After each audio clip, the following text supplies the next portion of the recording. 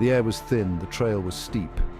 Excitement crackled among the hikers. Four friends, united by a thirst for adventure, embarked on a journey into the heart of the Andes. Laughter echoed through the ancient mountains. Their backpacks, laden with dreams and supplies, felt light with anticipation. The promise of breathtaking vistas and thrilling challenges fueled their every step. This was more than a hike, it was a pilgrimage into the unknown. The sun, a radiant orb in the azure sky, cast long shadows as they ascended. They shared stories, dreams and jokes, their voices mingling with the music of the wind. Each bend in the trail revealed a new facet of the mountain's majestic beauty. The air, crisp and clean, filled their lungs with a sense of exhilaration. They were explorers, pioneers venturing into a world untouched by time. The trail narrowed, winding its way through dense thickets of ancient trees. The air grew cooler, the sunlight filtering through the canopy in dappled patterns. A sense of awe settled over them as they entered this cathedral of nature. The silence, broken only by the crunch of leaves beneath their boots, was profound, almost sacred.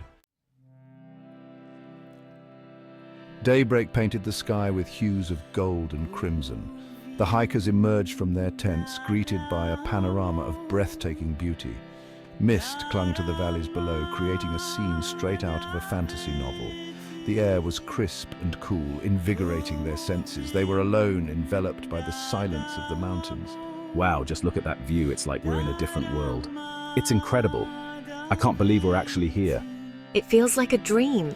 Every corner we turn, there's something more beautiful. I think this is the most peaceful place I've ever been. Yeah, it's like the mountain is welcoming us, you know? They spent the day exploring hidden trails, their laughter echoing through the valleys. They marveled at the intricate dance of sunlight and shadow on the mountain slopes. The air was filled with the scent of pine and damp earth, a symphony of nature's perfume. They felt a sense of peace, a deep connection to the natural world. The mountain was their playground, their sanctuary. They discovered a hidden waterfall, its cascading waters, a symphony of sound and motion. The spray from the falls created a cool mist, a refreshing respite from the day's hike. They posed for pictures, capturing the moment and their joy against the backdrop of nature's grandeur. Each photograph was a testament to their shared adventure, a tangible memory of their journey into the heart of the Andes. As the sun began its descent, they made their way back to their campsite. Back at the campsite, a sense of unease settled over them. The playful mood of the day evaporated as they huddled around the crackling fire. They reviewed the day's photos, their laughter echoing in the stillness of the evening. Then, one photo silenced their joy. A chill ran down their spines. In the background, a face stared back at them, a ghostly apparition peering from behind a tree. Wait, what is that? Do you see it? Oh my gosh, that's a face. How is that possible? The face was pale, gaunt, with eyes that seemed to burn with an eerie light. It was a face etched with sorrow, a haunting reminder of a life lost. Fear, cold and sharp, pierced their laughter. The photo slipped from their trembling hands, falling into the fire pit. They stared at each other, their faces pale in the flickering firelight. The mountain, once a source of wonder, now felt oppressive, menacing. The silence was broken only by the crackling fire and the frantic beating of their hearts. They examined the photo again, passing it from one trembling hand to another. The face remained, an undeniable presence in the image. They zoomed in, their eyes scanning every pixel, searching for a rational explanation. But the more they looked, the more convinced they became. This was no trick of the light, no figment of their imagination. This was something else, something unsettling, something that sent shivers down their spines. The playful banter of the day died on their lips. The mountain, once a source of joy and adventure, now felt different, as if a cold hand had gripped their hearts. The wind seemed to whisper through the trees, carrying with it the weight of their discovery. Whispers of the past, legends and lore. Morning brought little comfort. The hikers packed their gear, their movements hurried and tense. The image of the face in the photo lingered, a haunting reminder of the previous night's discovery. They decided to descend, to leave the mountain and its unsettling secrets behind. But the mountain, it seemed, had other plans. As they made their way down the trail, they encountered an old woman tending a small garden near the foothills. Her eyes, filled with ancient wisdom, held a hint of recognition as she saw the fear etched on their faces. They hesitated, then, driven by a desperate need for answers, showed her the photo. A knowing look crossed her wrinkled face. The gringo? She whispered, her voice raspy with age. She told them a tale, a local legend of a foreign climber who had vanished on the mountain years ago. He had been searching for a rare flower, a mythical bloom said to possess healing powers. He was never seen again, his disappearance shrouded in mystery. The old woman's words hung in the air, heavy with unspoken truths. Returned to the eerie ridge shadows of doubt. The hikers reached the village at the foot of the mountain, their nerves frayed, their minds racing. They sought refuge in a local inn, a cozy haven with stone walls and a roaring fireplace that did little to dispel the chill that had settled in their bones. Over steaming mugs of coca tea, they debated what to do.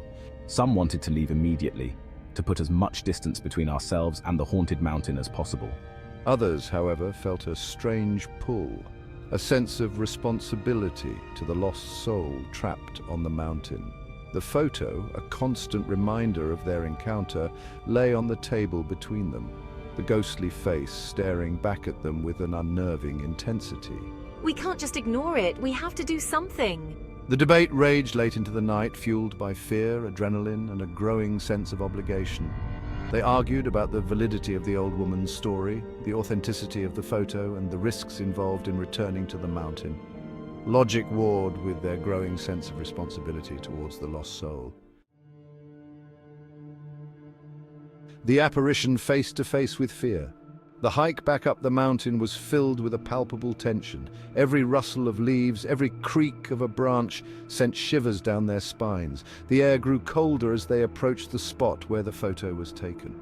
The trees seemed to press in on them, their branches like skeletal fingers reaching out to grasp them. They stood at the edge of the clearing, their breath catching in their throats, their hearts pounding in unison. And then we saw him, the gringo. He stood at the edge of the trees, his form shimmering, translucent. His face, etched with sorrow and a profound loneliness, was the same one that had haunted their photo. He didn't speak, but his eyes, filled with a deep sadness, spoke volumes. The hikers stood frozen, caught between the realms of the living and the dead. Fear, raw and primal, threatened to overwhelm them. We wanted to run, to flee from this spectral apparition, but something held us rooted to the spot. Perhaps it was the look of despair in the gringo's eyes, or maybe it was the realization that he meant them no harm. Whatever the reason, they stood their ground, their gazes locked with that of the spectral climber. A cold wind swept through the clearing, rustling the leaves and sending shivers down their spines. The gringo's form flickered as if he were a candle flame struggling against the wind. Frozen in terror, a ghostly plea. Then, as quickly as he had appeared, the gringo began to fade. His form, already translucent, grew fainter, his features blurring at the edges. He reached out a hand, his spectral fingers brushing against the air where one of the hikers stood. A chill, more profound than the mountain air, shot through the hiker's body. And then a voice, barely audible, carried on the wind, reached our ears. The gringo whispered, his voice a mournful sigh. The flower! Please, find the flower! And then with a final heart-wrenching sigh, he vanished, leaving behind only the echo of his plea and the lingering scent of damp earth and pine needles. The hikers stood in stunned silence, their bodies still tingling from the ghostly encounter. The gringo's plea, filled with a desperation that transcended death, echoed in their minds. We knew what we had to do. We had to find the flower. It was the only way to appease the restless spirit, to bring peace to the lost soul trapped on the mountain.